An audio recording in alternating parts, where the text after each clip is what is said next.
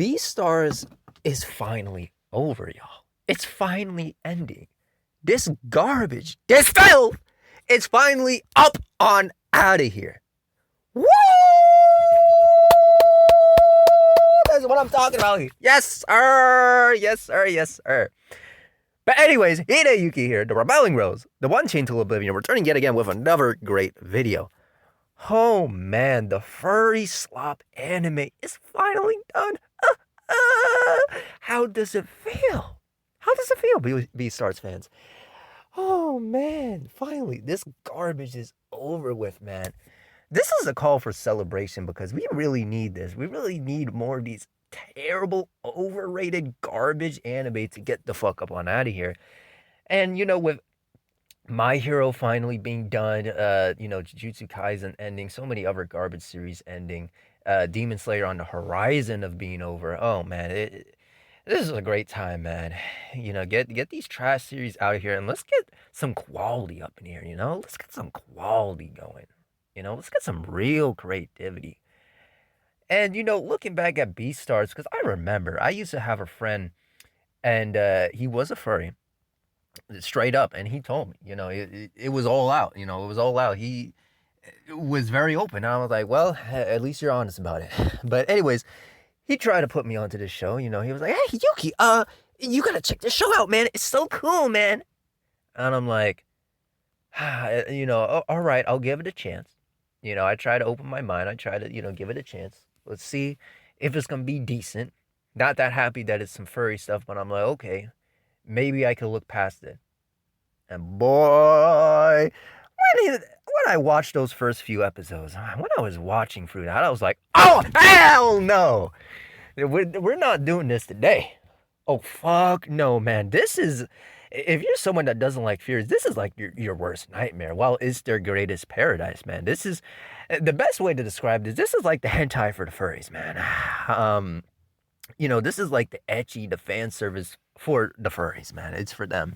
And I'm like, hey, you know, you into that, whatever. But holy fuck. I had no clue at that time how truly bad it was. And I was like, oh, nah, man. Nah, this is ridiculous, man. This is fucking ridiculous. The characters were all one-dimensional high school tropes. You know, the main character's relationship was absolutely corny and edgy for the sake of being edgy. And the biggest problem I have with this show is just how weirdly sexual it is. You know, and I'm someone that loves ecchi and stuff, and I have no problem with ecchi and fan service and all that good stuff, but you know, there's an art to it. You know what I'm saying? Like, there's even hentai. There's an art to that. Beastars ain't no art to that. Oh my goodness, man. It's sad attempt at, you know, fan service and romance is just pathetic, man. I mean, this is edgy garbage 101 right here.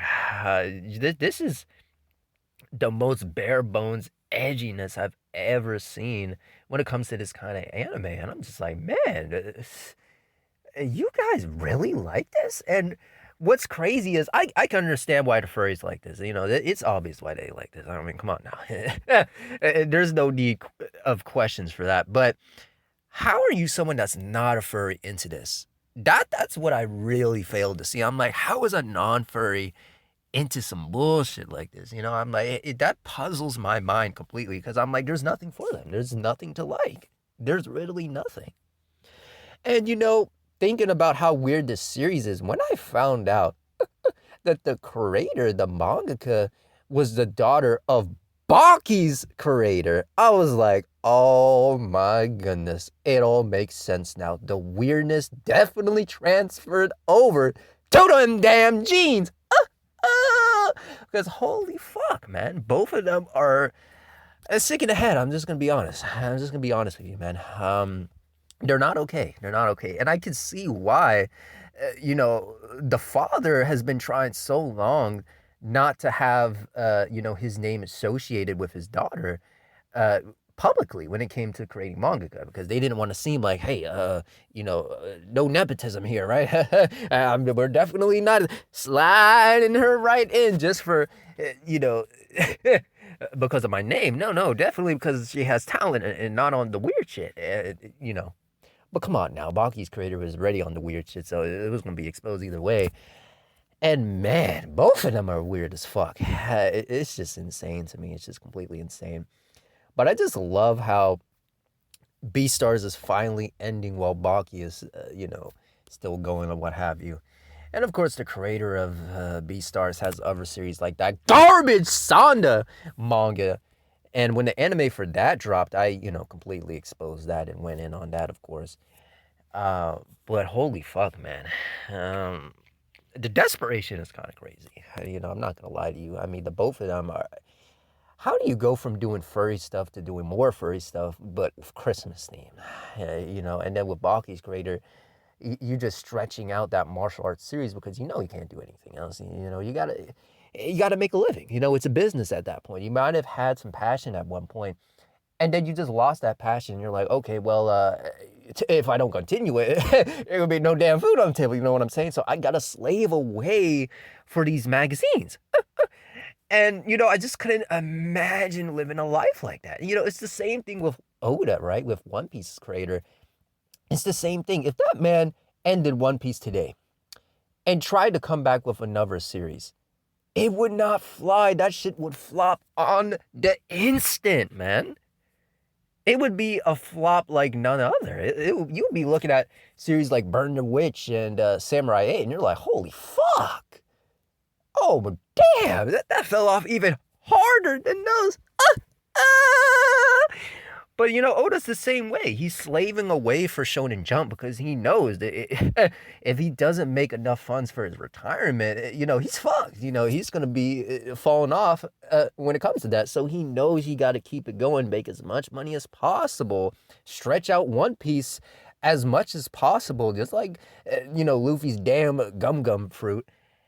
And, keep themselves relevant. It's just so pathetic, man. But anyways, back to Beastars. I'm just so glad that this garbage is over, man. We need more of this happening in the industry. Because all we get nowadays is just sequels to stuff that no one asks for.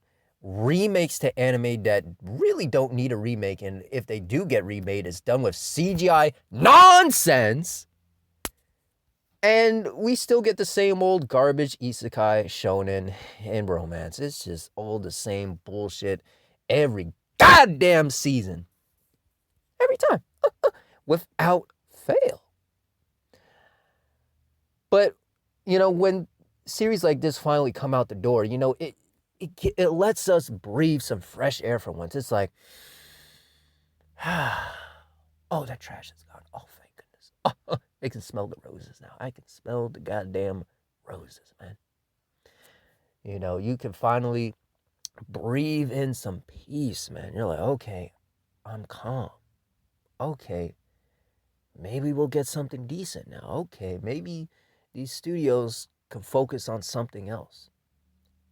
But again, this is all hope and speculation. There's no guarantee these studios are going to actually adapt anything of quality. The golden age of anime has, been long gone, man. Our last golden age was in the 2000s, so it is what it is. But anyways, with that being said, Hideyuki here, the Rebelling Rose, and until next time, I'll see you.